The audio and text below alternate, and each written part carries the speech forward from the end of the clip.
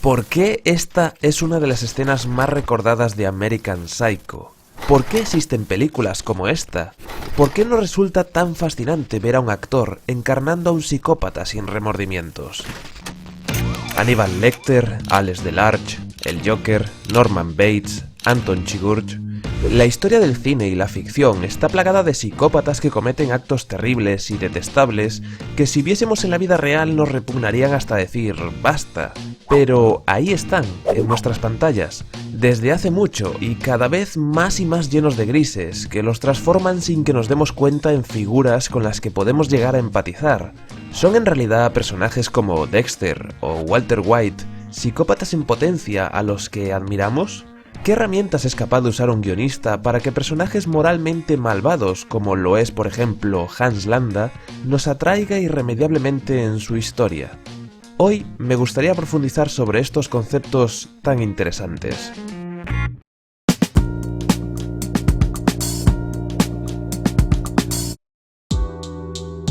Antes de nada, tenemos que poner sobre la mesa un poco de información previa.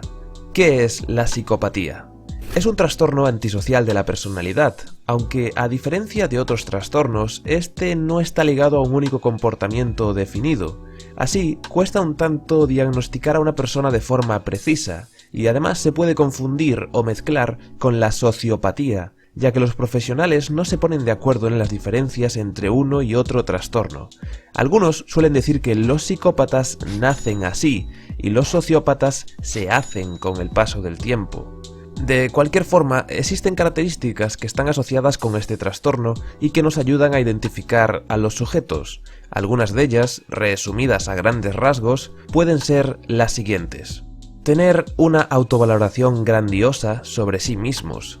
Estas personas son narcisistas y ególatras. Claro ejemplo, el propio Patrick de American Psycho. Se cree el mejor y no puede soportar el hecho de que haya alguien que lo supere o sea más reconocido que él. Tener una necesidad de estímulos, de experimentar cosas nuevas y por lo tanto una tendencia al aburrimiento.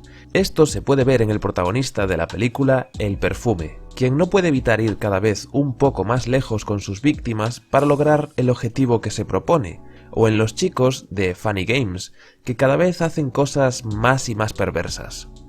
Son expertos mentirosos, y no solo eso, también estafadores y manipuladores. El caso más obvio, por supuesto, lo encontramos en el Joker de El Caballero Oscuro. Solo hace falta recordar cómo cuenta varias versiones acerca del origen de sus cicatrices, para que nunca podamos saber si alguna de ellas es siquiera la versión real. Además, estas personas eligen a sabiendas hacer el mal y tienen una absoluta ausencia de remordimiento y culpa sobre sus actos. Fijémonos si no en Hannibal Lecter y en que ni pestañea a la hora de destrozarle la cara a una de sus víctimas. También poseen una superficialidad afectiva. Esto no quiere decir que carezcan de empatía, ojo, a pesar de que suele decirse que sí.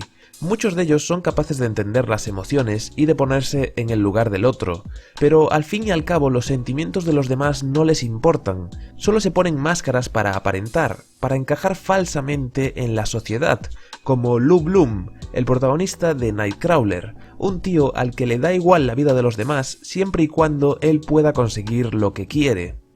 Por último, añadir que tienen una promiscuidad sexual importante, incluidas parafilias extrañas. Lo hemos visto a menudo en personajes como Alex de La Naranja Mecánica, Patrick de American Psycho, Frank de Terciopelo Azul, etc. Ahora bien, conociendo esta información, si nos detenemos a profundizar, podemos determinar que algunos de los personajes más emblemáticos de la historia no son en realidad todos los psicópatas que puedan parecer a primera vista.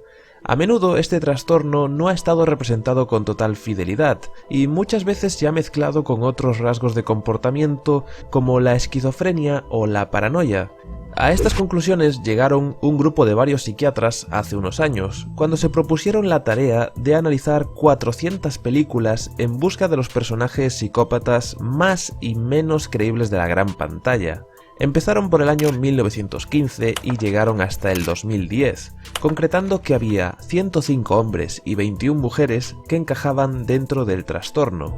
Me parece un estudio interesante, ya que salieron a relucir datos muy jugosos. Por ejemplo, en la cultura popular ha arraigado la idea de que los psicópatas suelen ser personas muy astutas, sumamente inteligentes, ordenadas y calculadoras, que en general son capaces de planificar con todo detalle un plan o de predecir los actos de sus víctimas, como Freddy Krueger, Jason de Viernes 13 o el mismo Hannibal Lecter, que tan populares se hicieron en la década de los 80 y 90. Sin embargo, los psiquiatras hacen hincapié en que más bien suele ser lo contrario. Es una rareza clínica que alguien con dicho trastorno combine estas características. Por eso el Dr. Lecter, en realidad, es fascinante, sí, pero una excepción a la regla.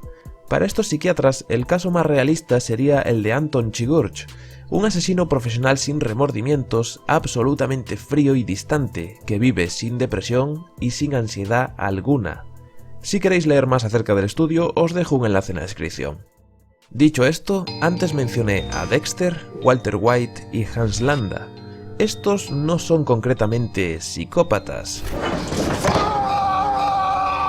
Bueno, quizá Dexter sí lo sea un poco. Más bien ellos caen dentro del saco de lo que comúnmente denominamos antihéroe o protagonista antagónico, que no viene a ser otra cosa que un personaje que comete actos moralmente cuestionables con el que empatizamos en cierto grado, diluyendo la barrera entre blanco o negro y dotando de mayores grises su personalidad. Sobre estos pilares se ha basado prácticamente toda la saga de Juego de Tronos, y es uno de los motivos por los que Kylo Ren resulta interesante. Dios, me van a matar por haber dicho eso. Si menciono a estos antihéroes es porque me vienen al pelo para ejemplificar la fascinación que sentimos por ellos, a pesar de que cometan acciones malvadas. Es decir, es obvio que muchos sentimos curiosidad por ver la vida de estas personas. Además es fácil que caigamos en sus garras cuando los guionistas juegan continuamente con los dobles filos. Quiero decir, Dexter tiene el impulso de asesinar a otras personas, pero elige acabar solo con la vida de otros asesinos, con lo cual ya no nos parece tan malo. O Walter White se pone a cocinar metanfetamina porque le han diagnosticado cáncer, pero lo hace en primera instancia para dejarle dinero a su familia cuando él ya no esté. ¿Un propósito noble por su parte? En fin, lo de los antihéroes es un tema para largo. Pero volviendo a los psicópatas, y para ir terminando, me preguntaba por qué nos resultan tan atrayentes. Creo que en parte ya he respondido a esta cuestión. Creo que todos hacemos un intento por tratar de comprenderlos y por saber por qué son como son. No podemos evitar verlos porque están fuera de los patrones típicos de nuestra sociedad, porque en el día a día a ninguno de nosotros se nos ocurriría hacer lo que a ellos, y por lo tanto es impresionante observarlos, y ya si a esa mezcla le sumas contrastes es todavía más cautivador. Hace poco vi la serie Mindhunter de David Fincher, totalmente recomendable, y ahí tuve la ocasión de descubrir al psicópata y asesino en serie más realista que he visto nunca, Edmund Kemper, que de hecho es un psicópata que existe en la vida real.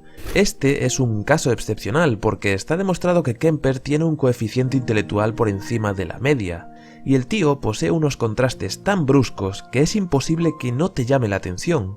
Es un hombre enorme, de más de 2 metros de altura, que lleva un corte de pelo formal, unas gafas y un bigote perfectamente recortado, y que ahí donde lo veis se mueve y habla con una formalidad inusitada. Por si fuera poco, posee una voz calmada y profunda que usa para transmitir con toda tranquilidad y lujo de detalles los terribles asesinatos que cometió en los años 70, pues llegó a matar y violar a varias colegialas, incluyendo a su propia madre en la lista. Su historia es tan increíble que hasta se entregó a la policía por su propio pie y afirmó que lo que deberían hacer con él y con todos los psicópatas del mundo es llevarlos a la silla eléctrica. Si tienes a un personaje con todos estos rasgos y contrastes, al que le otorgas un pasado doloroso o una debilidad importante y le haces cometer actos moralmente cuestionables, es normal que captes la atención del público enseguida. O tal vez no, tal vez esto solo me fascina a mí y significa que estoy loco. ¿Estoy loco? ¿Seré un psicópata?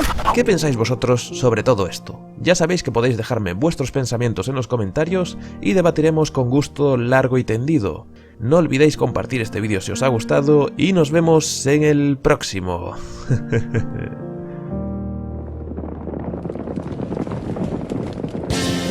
Psycho